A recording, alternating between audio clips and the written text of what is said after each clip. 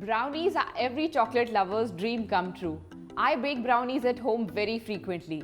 The recipe that I follow is very simple and eggless. Let's get started.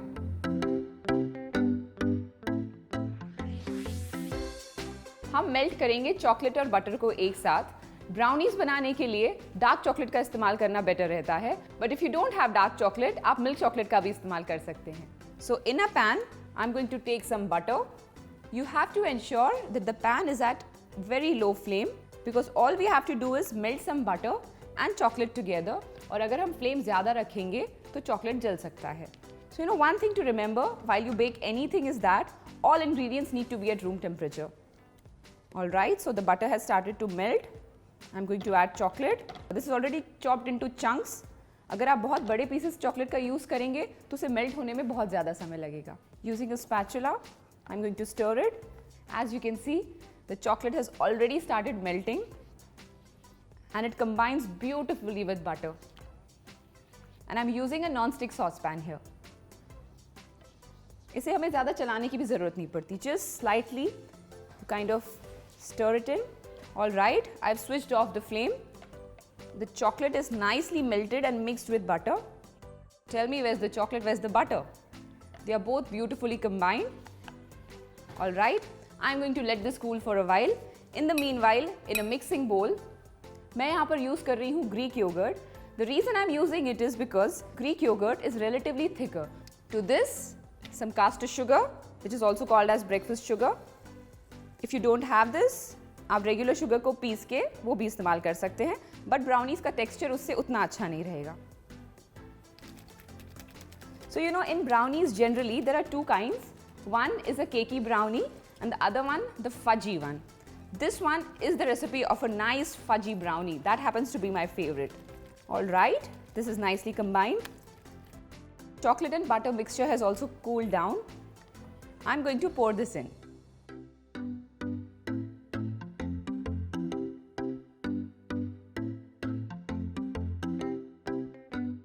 The texture of a brownie majorly depends on the kind of chocolate that you use. So use the best one that you find. Look at this. Brownies generally require egg, but when you use yogurt, you are not going to miss that texture.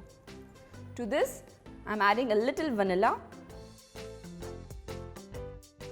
It's not really mandatory to add vanilla to your brownies, but they really enhance the flavor.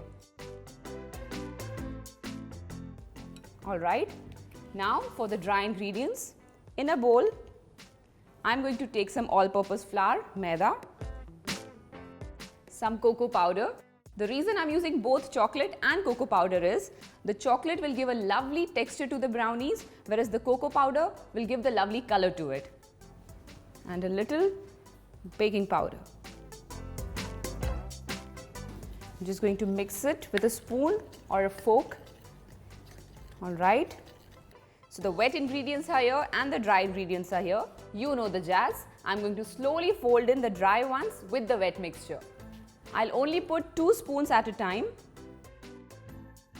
I've already preheated my oven at 180 degrees. So a good 10 to 15 minutes is enough. A lot of people think whether it's necessary to preheat ovens. Yes, it is, because once your batter is activated, it really needs to be in a hot environment. As you can see, I'm not over mixing here.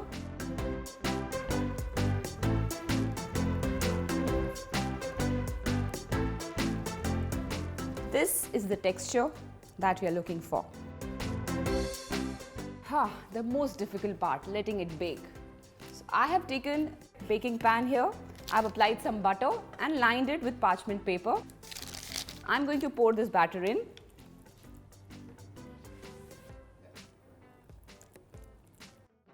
So the reason I'm using parchment paper here is to ensure that once these brownies are baked, I have no troubles lifting them out, especially because the pan is of glass. Top this with some walnuts. You could also sprinkle some chocolate chips You could put some caramel on top, whatever you like, and these would still taste delicious. I'm going to put them in my oven and bake them at 180 degrees for 20 to 25 minutes.